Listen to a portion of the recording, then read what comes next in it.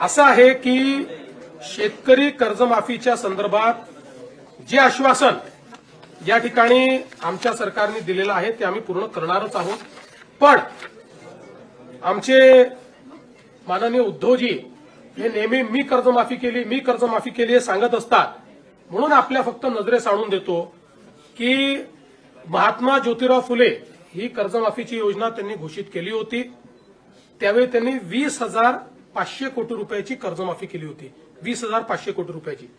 त्याच्या 3 वर्ष आधी आमच्याही सरकारने, मी मुख्यमंत्री असताना आम्ही छत्रपती शिवाजी महाराज कर्जमाफी केली होती। त्याच्यामध्ये 18,762 कोटी आणि नंतर 1900 कोटी अशी 20,500 कोटी रुपयाची तेव्हाही कर्जमाफी केली होती।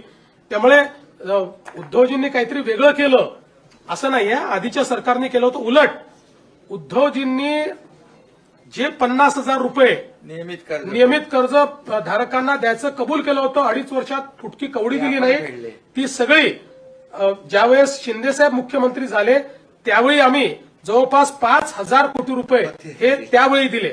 आणि मी हा आकडा याकरता सांगतो की आपण एक लक्षात ठेवा, 20,000 कोटी रुपयाचं त्यांनी त्या ठिकाणी कर्जमाफी केली। आम्ही तर आता जे कम्पेन्सेशन देतो ते 18,000 कोटीचं आहे, म्हणजे 18 नाही, ते खरडून गेलेल्या जमिनीचा विषय केला तर 21,000 कोटीचा आहे। 21,000 कोटी रुपयाचं तर थेट कम्पेन्सेशन आम्ही देतो। त्यामुळे आम्ही कुठेही आमच्या घोषणेपासून दूर गेलेलो नाही। पण आज कर्जमाफी करण्यापेक्षा थेट मदत करणं हे जास्त महत्वाचं आहे, कारण कर्जमाफी केली तरी तो आपल्या जमिनीवर माती कुठनं आणणार आहे, तो आपल्या पुढच्या हंगामामध्ये पैसे कुठनं आणणार आहे। आणि म्हणून कर्जमाफीच्या संदर्भात आम्ही कुठेही मागे हटलेलो नाही, ती देखील आम्ही करू।